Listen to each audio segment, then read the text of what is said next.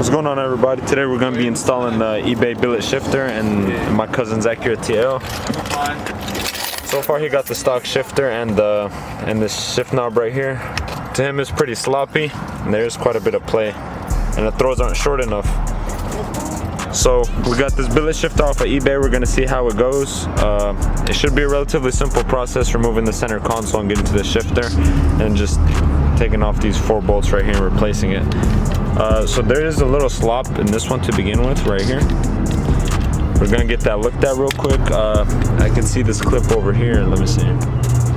This clip right here, it's not as tight. So we read on the Accurate group chat that you just got to go through all the hex nuts, put Loctite and tighten them because most of them are just barely in there. So we're gonna go ahead and start on that and we'll get to the disassembling process. So pretty much what we did to this thing, but we couldn't make videos over, was we dyed the carpet.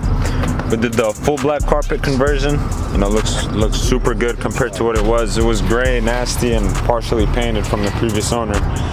And we also did the suede headliner, which is super clean, feels super good. But now we're just gonna start getting to the mechanicals, you know, the shifter at first. And outside the car is pretty rough. Just quick introduction. Car is super rough. We're gonna redo the bumper clips, the headlights, fender wells, probably new wheels and tires. You know, we get this thing a little drop. It's gonna be a good project. It's gonna have some paint and body work involved. You know, we can do that too. And I don't know, we just might end up repainting the whole thing or wrapping it or whatever. But as of now, we're just gonna start with the basics like the shifter. Okay, so my first impression on the shifter, the build quality is pretty good. It's very solid. I'm not sure what metal this is. I'm just gonna assume it's billet because it's built like billet. But so far, there's just this amount of slop that I don't like. So we're gonna figure out what that is. I think it's this clip right here. It's not, I don't know if it's not tight or something. We're gonna have to figure it out. Build quality is good. It's built like the factory one. Both shifter cables, the 4-bolt holes line up.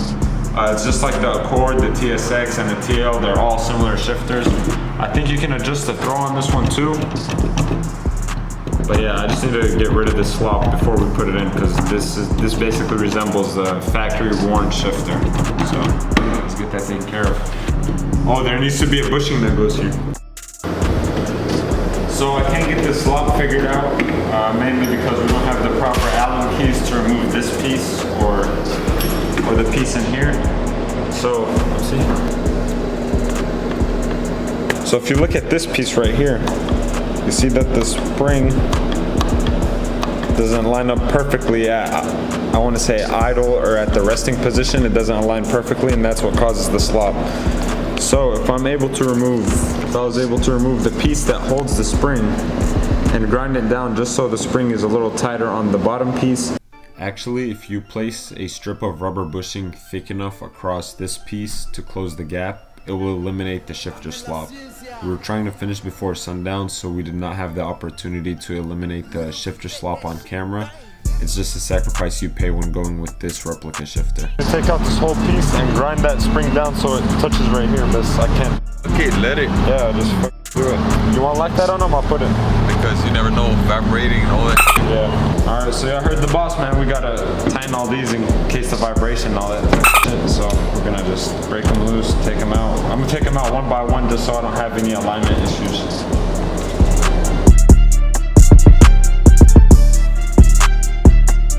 You only need just a little bit of this stuff. You don't need a lot. This stuff works. So basically what we're gonna do, we're just gonna remove all the bolts that we can, one by one, put Loctite on them, and put them back, and that way we have the full tight shifter. That way the vibrations don't affect anything that gets loose. That way nothing gets loose and we just stay safe on the highway. All right.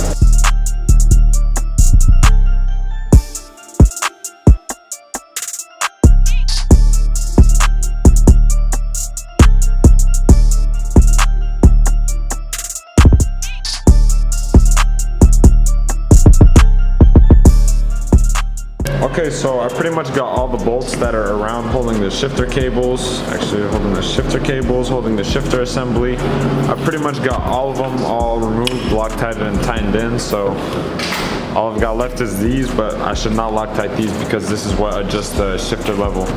And also so is this adjusts the shifter throw, how short, how long you want the throw. That's convenient.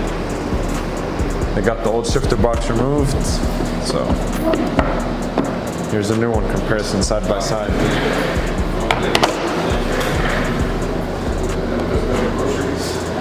We'll put it in and compare. The adjustable throw is probably what's gonna help this thing the most, right here. Okay, so one difference we did notice is that this is different from this. The shifter cable will not mount to the spherical shape right here, and they do have an adapter included, so we're gonna have to change this to this right here. So to remove this, you just tighten first, and then once this is loose, you just unscrew the nut, and then just spin this out. Here we go, let's put this in.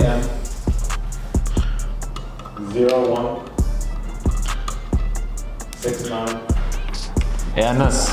Hey, should I install this now or once we get over there? Well, I think we have to install it whenever we go over. Okay, alright, I'll just leave it out for now. Once we get over there, we'll install it. And this is the same, it's the circle down here? What? Yeah, no, this is good. Okay. Alright, let's go put it in. 5 minutes. So here's the current projects. We got the Accord, we got the white TL, and we got the brown TL. Not brown, this is the gray. So we're just gonna go ahead and throw the shifter box in. I'll go ahead and get y'all a video of that too. Okay. Well, Finesse, you need to let me give you a cable. I'll probably chop a stick off. We got the first shifter cable installed. What? Hey, no, I got it right here. That's what this piece is for. We're gonna hold the second shifter cable on to the shifter. I thought it was a plastic clip. No, like, cause the factory one, you just slide it in, right? When the notchy. Oh, where's the nut? Hey, that whole's spinning, bro. Hey, that's okay, just hold it. Carlos, it's good. Hey, don't break it. Yeah, don't break the plastic on Nah, bro, you're good, that's it. It's not going nowhere. Yeah, man, I like them fingers.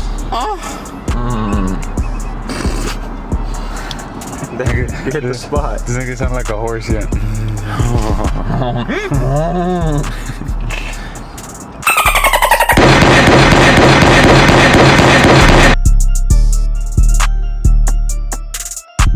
So we got all the rubber bushings installed, we got the shifter aligned, the harness is out the way, and we now tightening the bolts. Okay, so we did have to do a little bit of adjusting on the bottom shifter cable. That's to adjust the throw. So the longer it is, the closer it is to the floorboard, the shorter the throw.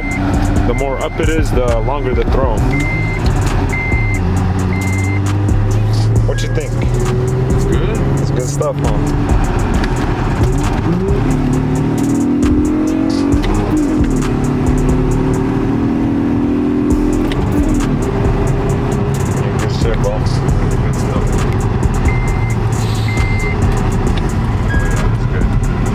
But you do have to be a little careful at the bottom, because if you adjust it too short, the cable will start hitting the shifter, and you don't want that. So we adjusted it right where the cable clearances the shifter, and that feels really good, really short, real tight. That's what she said. And I think that's where we'll keep it. We just need to tighten the locking nut so the shifter cable we don't lose the shifting when we're driving.